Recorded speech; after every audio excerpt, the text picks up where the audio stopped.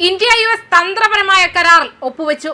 നിർണായക ധാതുക്കളുടെയും അപൂർവ ഭൂമി മൂലകങ്ങളുടെയും വിതരണം, ഖനനം, സംസ്കരണം എന്നിവ സുരക്ഷിതമാക്കാൻ ലക്ഷ്യമിട്ടുള്ള ഒരു ഉഭയകക്ഷി ചട്ടക്കൂടിൽ ഇന്ത്യയും അമേരിക്കയും ഒപ്പുവെച്ചു. ഉഭയകക്ഷി ചർച്ചകൾക്കും ക്വാഡ് വിദേശകാര്യ മന്ത്രിമാരുടെ യോഗത്തിനും ശേഷം വളരെ മത്സരാധിഷ്ഠിതമായ ആഗോള സാഹചര്യത്തിൽ അതിന്റെ തന്ത്രപരമായ പ്രാധാന്യം എടുത്തു കാണിച്ചുകൊണ്ട് വിദേശകാര്യമന്ത്രി എസ് ജയശങ്കർ നാഴികക്കല്ലായ കരാർ പ്രഖ്യാപിച്ചു.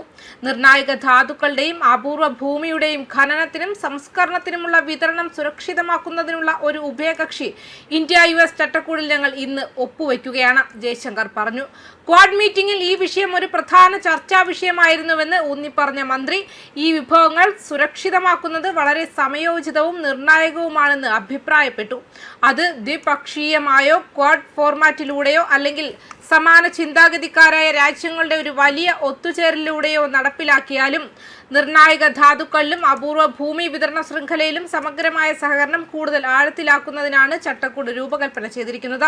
ഖനനം, സംസ്കരണം, പുനരുപയോഗം, അനുബന്ധ നിക്ഷേപങ്ങൾ എന്നിവ പങ്കാളിത്തത്തിന്റെ പരിധിയിൽ ഉൾപ്പെടുമെന്നും ജയശങ്കർ പറഞ്ഞു. ഇത് സ്ഥിരതയുള്ളതും വൈവിധ്യപൂർണവുമായ വിതരണ ശൃംഖലകളെ ശക്തിപ്പെടുത്തുകയും ധനസഹായത്തിലും നിർണായക ധാതുക്കളുടെയും അപൂർവ ഭൂമിയുടെയും ഫലപ്രദമായ മാനേജ്മെന്റുമായി സഹകരിക്കാൻ ഞങ്ങളെ സഹായിക്കുകയും ചെയ്യുമെന്നും വിദേശകാര്യമന്ത്രി കൂട്ടിച്ചേർത്തു.